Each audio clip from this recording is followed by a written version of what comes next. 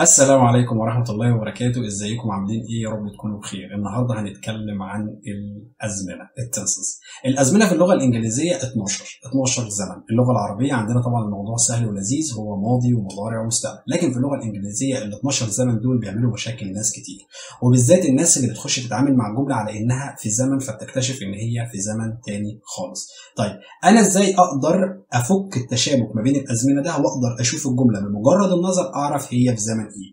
ده اللي انا جاي النهارده اعلمه لك، ازاي النهارده تشوف الجمله فتعرف زمانها بالنظر. مش محتاج انك انت النهارده تدوس في القوانين بتاعه الازمنه كلها في دماغك عشان تقدر تطلع زمن الجمله. خلينا الاول نقسم ال 12 زمن دولت لاربع مجموعات. المجموعه الاولانيه هي مجموعه الازمنه البسيطه، ودي بيكون فيها زمنين اتنين، المضارع البسيط والماضي البسيط، البريزنت سمبل والباست سمبل. المجموعة الثانية هي مجموعة الأزمنة المركبة، بس بتكون من الدرجة الأولى، وهنا بيكون فيها 5 أزمنة: المضارع المستمر والماضي المستمر البريزنت كونتينيوس والباست كونتينيوس. كمان عندنا المضارع التام اللي هو البريزنت بيرفكت، وعندنا الماضي التام الباست بيرفكت، وعندنا كمان الفيوتشر سمبل اللي هو المستقبل البسيط. يبقى انا عندي 5 ازمنه في الجروب ده، في المجموعه دي. يبقى انا كده اتكلمت عن 7 ازمنه. المجموعه الثالثه ودي بنسميها مجموعه الازمنه المركبه بس من الدرجه الثانيه، ودي بتضم 4 ازمنه: الفيوتشر كونتينيوس المستقبل المستمر، كمان عندي الفيوتشر بيرفكت اللي هو المستقبل التام، في عندي كمان الباست بيرفكت كونتينيوس الماضي التام المستمر، والبريزنت بيرفكت كونتينيوس المضارع التام المستمر. يفضل عندي مجموعه رابعه وهي مجموعه الازمنه المركبه من الدرجه الثالثه، ودي بتضم زمن واحد بس اللي هو الفيوتشر بيرفكت كونتينيوس او المستقبل التام المستمر. كده انت فهمت ان انا عندي 4 مجموعات من الازمنه. اوكي، خلينا بقى نروح لحته ثانيه قبل ما نكمل. احنا كنا بنتكلم عن تكوين الجمله في اللغه الانجليزيه في الاكتيف فويس في زمن المبني للمعلوم. قلنا ان هي بتبدا بفاعل دايما، والفاعل ده ممكن يكون حاجه من اتنين، يا اما ناون اسم يا اما بروناون وده بيكون ضمير. يعني نقول احمد او نقول هي، نقول مثلا هدى او نقول شي. اوكي، نيجي بقى على الفعل ده بيختلف من زمن للتاني. في اوقات بنلاقي ان الفعل ده بيكون كلمه واحده، واوقات بيكون 2، واوقات بيكون 3، واوقات بيكون 4. فالفعل عندي بيختلف تركيبه من زمن للتاني. فاحنا النهارده لما قسمنا الازمنه اللي قدامنا ديت ل4 ازمنه، فاحنا كنا نقصد ان كل زمن من دول بيعبر عنه تركيب الفعل اللي موجود في الجمله. فلو كان تركيب الفعل اللي موجود في الجمله عندي من كلمه واحده فانا بتكلم عن زمن بسيط، مجموعه الازمنه البسيطه.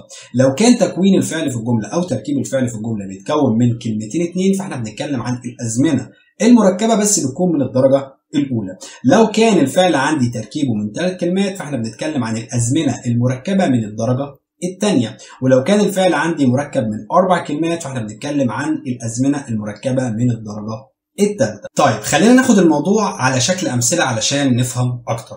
لو احنا خدنا جملة وحطيناها في ال 12 زمن اللي عندنا دول، ازاي نقدر نحدد كل زمن عن التاني بالطريقة اللي احنا بنتكلم بيها دي؟ لو خدنا مثلا قلنا عمر eats fish. Omar ate fish. Omar is eating fish. Omar was eating fish. Omar has eaten fish. Omar had eaten fish. Omar will eat fish. Omar has been eating fish. Omar had been eating fish. Omar will be eating fish. Omar will have eaten fish. Omar will have been eating fish. 12 جملة. ال 12 جملة دول ب 12 زمن. الفاعل عندي 1، المفعول عندي 1، لكن الفعل اللي اتغير في ال 12 زمن.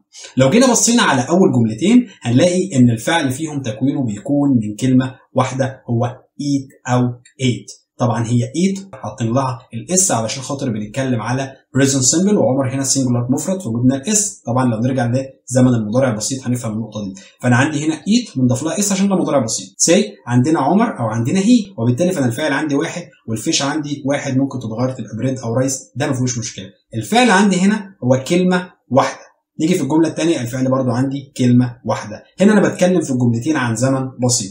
في الجمله الاولانيه كان تصريف اول، وبالتالي في الجمله الاولانيه مضارع بسيط. في الجمله الثانيه تصريف ثاني، فانا بتكلم عن ماضي بسيط.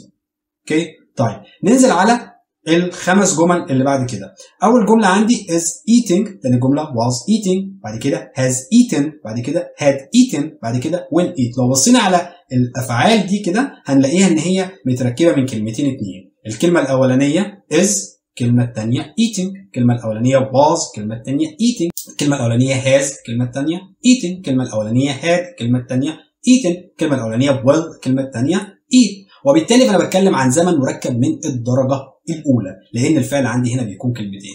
طب مثلا لو انا لقيت الجمله اللي قدامي الفعل فيها بيتكون من كلمتين اتنين، ازاي اقدر احدد اي نوع من الخمسه دول؟ بص يا بطل، طبعا لو لقينا اي في ام از ار قبله او في واز وير. طبعا لو ام از ار يبقى بتكلم على مضارع مستمر، لو في واز وير يبقى انا بتكلم على ماضي مستمر. طبعا لو لقيت باست بارتيسيبل لو بتتكلم عن تصريف ثالث قبله في هاف او هاز او هاد عشان تعمل بيرفكت تنس، عشان تعمل المضارع التام او تعمل الماضي التام. طبعا لو لقيت ويل فانت بتتكلم في فيوتشر. ويل طبعا بيجي بعدها الانفينيتيف لانه فعل مودلز، فعل ناقص، فبيجي بعده المصدر على طول، فانت هنا بتعمل مستقبل بسيط. طيب نخش على المجموعه الثالثه اللي هي مجموعه الازمنه المركبه بس من الدرجه الثانيه، ودي بيكون فيها الفعل مكون من 3 كلمات. هتلاقي مثلا الجمله بتقول عمر has been eating، عمر had been eating، عمر will be eating، عمر will have eaten.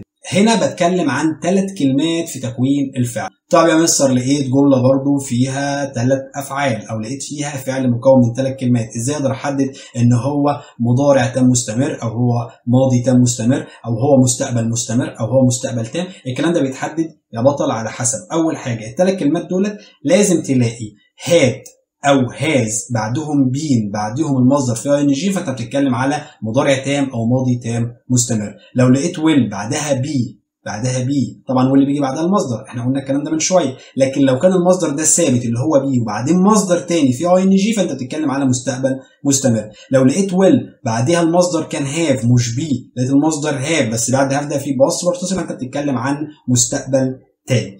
يفضل عندي المجموعة الأخيرة ودي فيها زمن واحد بس اللي هو المستقبل التام المستمر، وبيكون الفعل عندي هنا مكون من 4 كلمات.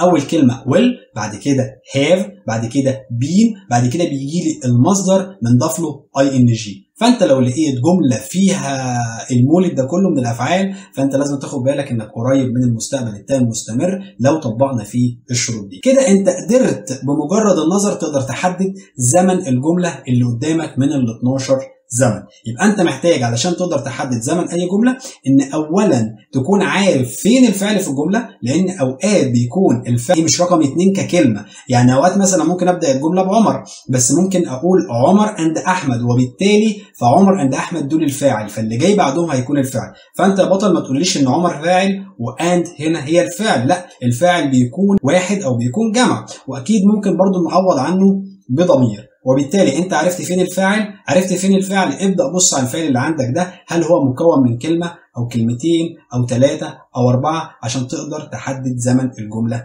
اللي قدامك. طب انت خلاص شفت الجملة قدرت تحدد بمجرد النظر الزمن اللي انت موجود فيه، انت كده دخلت البوابة، دخلت بوابة الزمن ده، وبالتالي فانت تقدر تشوف المطلوب منك سواء كنت هتنفي او كان المفروض منك انك تحط سؤال او مطلوب منك انك تحول للباسيف فويس. خد بالك ان اللي بنتكلم عنه ده في الاكتف في زمن المعلوم او في زمن المبني للمعلوم، يعني في فاعل عندي موجود في الجمله. لكن في الباسيف فويس في المبني للمجهول الموضوع بيزيد كمان كلمه، فتلاقي ان المجموعه الاولانيه في المعلوم اللي كانت مجموعه الازمنه البسيطه اللي بتتكون من كلمه واحده، المضارع البسيط او الماضي البسيط بيكون فيه الفعل من كلمه واحده، في الباسيف فويس بيكون من كلمتين. هتلاقي مثلا المجموعه الثانيه اللي هي مجموعه الازمنه المركبه من الدرجه الاولى كانت بتتكون من كلمتين في المضارع المستمر والماضي المستمر والمضارع التام والماضي التام والمستقبل البسيط، هتلاقيه في الباسيف فويس الموضوع زاد كمان كلمه معاه. هتلاقي مثلا في مجموعه الازمنه المركبه من الدرجه الثانيه اللي كانت بتتكون من 3 كلمات زي المضارع التام المستمر والماضي التام المستمر والمستقبل المستمر والمستقبل التام، هتلاقي كان عندنا في المعلوم بنتكلم عن 3 كلمات، لكن في المجهول هيكونوا 4 كلمات. اخر مجموعه عندي اللي هي مجموعه الازمنه المركبه من الدرجه الثالثه، ودي كان فيها عندي الفعل مكون من 4 كلمات اللي كنا بنقول عليه المستقبل التام المستمر. فانا عندي فيه 4 كلمات ده في المعلوم، لكن في المجهول عندي 5 كلمات، وده يعتبر اطول تنس في اللغه الانجليزيه، انك تلاقي فعل متكون من 5 كلمات، وده في المبني للمجهول في المستقبل التام مستمر. وفي حلقه مفصله عن المبني للمجهول او الباسيف فويس بنتكلم فيها عن كل ده. وفي النهايه اتمنى يا رب الحلقه تكون عجبتك، سواء كنت اضفت لك معلومه جديده او اكدت لك معلومه قديمه. ولو ده تم بالفعل ما تنساش اللايك والشير والسبسكرايب، واشوفك ان شاء الله باذن الله في حلقه جديده، والسلام عليكم ورحمه الله وبركاته.